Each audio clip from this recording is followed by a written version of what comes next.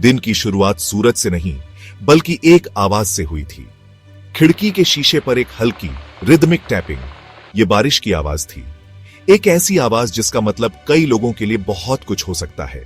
कुछ के लिए यह रोमांस है, दूसरों के लिए यह गर्म चाय के साथ घर के अंदर रहने का बुलावा है। लेकिन मिस्टर सिद्धार्थ के लिए बारिश अपने साथ एक गहरी खामोशी लेकर आई थी। एक ऐसी खामोशी जो उनकी प्यारी पत्नी के इस दुनिया से चले जाने के बाद से उनके जीवन में भर गई थी। उनका घर जो कभी उनकी हंसी से भरा रहता था, अब खाली महसूस होता था।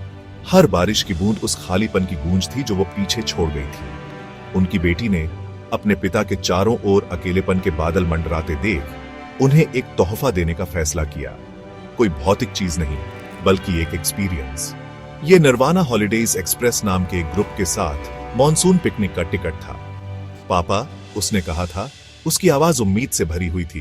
प्लीज जाओ, बस एक दिन के लिए। बारिश को कुछ उदासी धो देने दो। मिस्टर सिद्धार्थ झिझक रहे थे। अजनबियों के साथ पिकनिक। जब उनका दिल इतना भारी महसूस कर रहा था तो वो खुशी कैसे पा सकते थे। लेकिन अपनी बेटी की उम्मीद भरी आंखों में देखकर वो मना नहीं कर सके। वो राजी हो गए, अपनी खुद की बजाय उसकी खातिर। पिकनिक की सुबह ग्रे और गीली थी, उनके मूड का एक परफेक्ट रिफ्लेक्शन। वो खिड़की के पास खड़े थे, लगातार बारिश देखते हुए। बूंदें शीशे पर एक दूसरे का पीछा कर रही थी। बाहर की दुनिया म्यूटेड रंगों का एक कैनवास थी। उन्हें याद आया कि उनकी पत्नी को यह मौसम कितना पसंद था। वो बालकनी में दौड़ती थी। उनका चेहरा बच्चों जैसी खुशी से चमक उठता था, बस अपने चेहरे पर फुहार महसूस करने के लिए। उस याद से उनके सीने में एक जानी पहचानी टीस उठ गई। उन्होंने एक गहरी सांस ली, अपना छोटा बैग उठाया और बाहर निकले। बारिश में नहीं बल्कि एक ऐसे दिन में जो कुछ ऐसा वादा कर रहा था जिसकी वो अभी कल्पना भी नहीं कर सकते थे। यात्रा शुरू हुई। बस अजनबियों की खुशमिजाज बातों से भरी हुई बारिश से भीगे शहर से होकर गुजरी। हर कोई उत्साहित लग रहा था। उनकी आवाजें आने वाले दिन के लिए उम्मीदों का एक सिम्फनी थी। वे हंसे, उन्होंने मजाक शेयर किए और उन्होंने पुराने गाने गाए। बाहर दुनिया हरे और ग्रे रंग का एक धुंधलापन थी, लेकिन मिस्टर सिद्धार्थ के दिल के अंदर केवल खामोशी थी। वो खिड़की के पास बैठे थे। जश्न के बीच एक अकेला व्यक्ति बारिश की बूंदों को शीशे पर अकेली राहें बनाते हुए देख रहे थे। हर एक आंसू जो वो बहा नहीं सकते थे। उनकी चारों ओर की हंसी दूर लग रही थी, जैसे किसी दूसरी दुनिया से आती हुई आवाज हो। बस सरपट दौड़ती रही, कंक्रीट के जंगल को बहुत पीछे छोड़ती हुई। लैंडस्केप हरे भरे पहाड़ों के एक लुभावने नजारे में बदल गया, जो एक हल्की धुंध से ढके हुए थे। झरने जो मॉनसून के आलिंगन से नए नए पैदा हुए थे, चांदी के रिबन की तरह पहाड़ों से नीचे गिर रहे थे। हवा ठंडी साफ हो गई, गीली मिट्टी की सौंधी खुशबू से भरी हुई। ग्रुप का उत्साह सड़क के हर मोड़ के साथ बढ़ता गया। लोग नजारों की ओर इशारा कर रहे थे। उनके चेहरे खिड़कियों से सटे हुए थे। उनकी आवाजें आश्चर्य से भरी हुई थी। यह एक खूबसूरत पेंटिंग से निकला एक सीन था, प्रकृति द्वारा बनाई गई एक उत्कृष्ट कृति। बाहर की खूबसूरती के बावजूद मिस्टर सिद्धार्थ अपने विचारों के कैदी बने रहे। पहाड़ों की जीवंत हरियाली उस ग्रे खालीपन का मजाक उड़ाती लग रही थी जो उन्हें अंदर से महसूस हो रहा था। ग्रुप की खुशमिजाज आवाजों ने उनकी अकेलेपन की भावना को और बढ़ा दिया। उन्होंने कपल्स को चाय की फ्लास्क शेयर करते, दोस्तों को एक मजाक पर हंसते और परिवारों को यादें बनाते देखा। हर खुश चेहरा उस चीज की एक दर्दनाक याद दिला रहा था जो उन्होंने खो दिया था। उनकी पत्नी को यह बहुत पसंद आता। वह पार्टी की जान होती। उनकी संक्रामक हंसी बस में गूंजती, हर किसी को अपना दोस्त बना लेती। उन्होंने अपनी आंखें बंद कर ली, दुनिया को बाहर रखने की कोशिश करते हुए। पिकनिक स्पॉट एक स्वर्ग था। एक विशाल हरा भरा मैदान, एक तरफ घने जंगल और दूसरी तरफ एक बहती हुई धारा से घिरा हुआ। बारिश हल्की फुहार में बदल गई थी, जिससे एक जादुई सपने जैसी एटमॉस्फेयर बन गया था। पास में एक छोटा झरना लगातार सुकून देने वाला साउंड ट्रैक दे रहा था।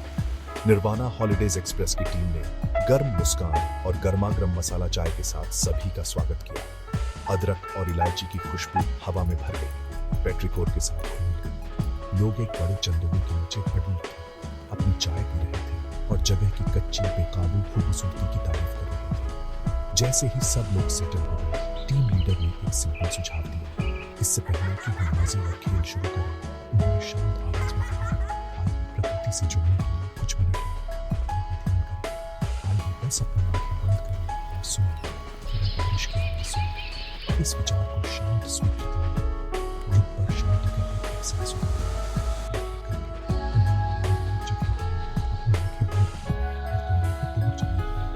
मिस्टर सिद्धार्थ ने कुछ हिचकिचाहट के साथ वहीं किया और एक छोटी चट्टान पर बैठकर अपनी आंखें बंद की और इंतजार किया। पहले कुछ पल तो बस रेसिस्टेंस थी। मिस्टर सिद्धार्थ का दिमाग विचारों का तूफान था, यादों और अफसोस का बवंडर।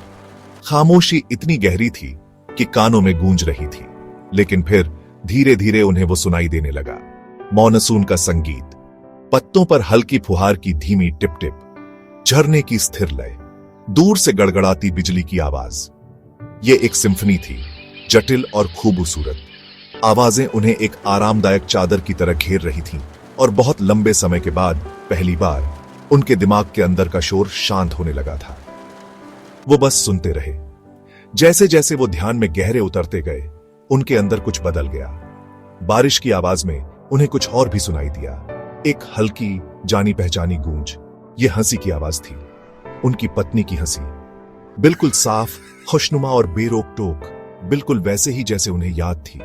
ये कोई याद नहीं थी, ये हकीकत लग रही थी, जैसे वो वहीं उनके साथ हों, इस खूबसूरत पल को शेयर कर रही हों। उन्हें लगभग उनके हाथ में अपना हाथ, उनके कंधे पर अपना सिर महसूस हो रहा था। उनकी बंद आंख से एक आंसू निकल आया, लेकिन ये उदासी का आंसू नहीं था, ये जुड़ाव का आंसू था, मुक्ति का। जब टीम लीडर ने धीरे से सभी को आंखें खोलने को कहा, तो दुनिया अलग लगने लगी। रंग चमकीले दिख रहे थे, हवा हल्की लग रही थी। फिर ग्रुप को ध्यान से अपने अनुभवों को शेयर करने के लिए इनवाइट किया गया।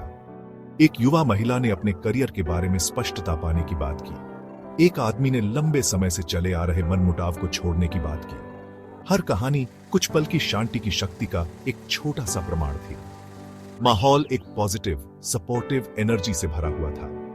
हर कोई सहानुभूति के साथ सुन रहा था, उनके दिल खुले थे। ये अजनबियों का एक सर्कल था, जो अब एक साझा, अंतरंग अनुभव से जुड़े हुए थे। फिर मिस्टर सिद्धार्थ की बारी थी। वो खड़े हुए, उनके हाथ हल्के से कांप रहे थे। उन्होंने अपने चारों ओर के चेहरों को देखा, जो अब अजनबी नहीं बल्कि जीवन की यात्रा में साथी यात्री थे। पिछले 2 सालों से उन्होंने शुरू किया। उनकी आवाज भावनाओं से भरी हुई थी। मुझे बारिश से नफरत रही है, क्योंकि मेरी पत्नी को यह किसी भी चीज से ज्यादा पसंद थी। आज जब मैंने अपनी आंखें बंद की, तो मैंने सिर्फ बारिश नहीं सुनी, मैंने उसे फिर से हंसते हुए सुना। ग्रुप में एक गहरी खामोशी छा गई, जो केवल फुहार की आवाज से टूट रही थी। वो मुस्कुराए, एक सच्ची, दिल से निकली मुस्कान जो उनकी आंखों तक पहुंची। धन्यवाद, उन्होंने धीरे से कहा। आपने मुझे उनकी हंसी वापस दे दी। उस पल में सब कुछ बदल गया। ग्रुप अब व्यक्तियों का एक संग्रह नहीं था, वे एक परिवार थे। भावनाओं की एक लहर उन पर छा गई। लोगों ने ताली बजाई, कोई जोरदार शोरगुल वाली ताली नहीं, बल्कि एक धीमी, सम्मानजनक ताली जो बहुत कुछ कहती थी। कुछ की आंखों में आंसू थे, उस आदमी के लिए सहानुभूति और खुशी के आंसू, जिसने अपनी खोई हुई दुनिया का एक टुकड़ा पा लिया था। मिस्टर सिद्धार्थ की वल्नरेबिलिटी ने एक पुल बना दिया था, जो ग्रुप में हर दिल को जोड़ रहा था। बाहर बारिश होती रही, लेकिन चंदोवे के अंदर एक गर्म सूरज अभी अभी उगा था। पिकनिक का बाकी हिस्सा जिंदगी का जश्न था। हवा भुने हुए भुट्टे की स्वादिष्ट खुशबू से भरी हुई थी, जिस पर नमक और नींबू छिड़का हुआ था। अब मिस्टर सिद्धार्थ को आसानी से हंसी आ रही थी। उन्होंने अपनी पत्नी की कहानियां सुनाई, दुख के साथ नहीं, बल्कि एक प्यारी मुस्कान के साथ। उन्होंने फोटो खिंचवाई, वे बातचीत में शामिल हुए और उन्होंने दूसरों की कहानियां सुनी। उन्होंने उनके जीवन, उनके सपनों और उनके संघर्षों के बारे में जाना। उन्हें एहसास हुआ कि हर कोई अपना बोझ, अपना खामोश दिल का दर्द झेलता है। वो अकेले नहीं थे। यह पिकनिक एक सरल लेकिन शक्तिशाली कॉन्सेप्ट पर बनी थी, जिसे आयोजक 3M कहते थे: मेडिटेशन, मोटिवेशन और मेमोरीज। मेडिटेशन ने मन को शांत किया था, साझा कहानियों ने मोटिवेशन प्रदान किया था, यह दिखाते हुए कि सबू से अंधेरे समय में भी रोशनी खोजना संभव है। और उस दिन ने नई खूबसूरत यादें बनाई जो हमेशा संजोई जाएंगी। यह एक ऐसी यात्रा थी जिसने आत्मा को ठीक किया। यह एक रिमाइंडर था कि कभी-कभी आगे बढ़ने का सबसे अच्छा तरीका चुपचाप बैठना और सुनना होता है, बाहरी दुनिया और अंदर की दुनिया दोनों को। जैसे ही बस शहर की ओर वापस जा रही थी, मूड पूरी तरह से अलग था। बातचीत धीमी, ज्यादा अर्थपूर्ण थी। फोन नंबर एक्सचेंज किए गए, संपर्क में रहने के वादे किए गए। मिस्टर सिद्धार्थ ने फिर से खिड़की से बाहर देखा। बारिश अभी भी हो रही थी, लेकिन उन्हें अब यह अपने नुकसान का प्रतीक नहीं लग रही थी। उन्हें यह एक जीवनदायिनी शक्ति लग रही थी, एक शुद्ध करने वाली बारिश जिसने उनकी आत्मा से धूल धो दी थी और उन्हें फिर से मुस्कुराने दिया। पिकनिक खत्म हो गई थी, लेकिन मिस्टर सिद्धार्थ के लिए उनके जीवन का एक नया अध्याय अभी-अभी शुरू हुआ था। यह सब एक बरसात के दिन और अजनबियों की दयालुता की बदौलत।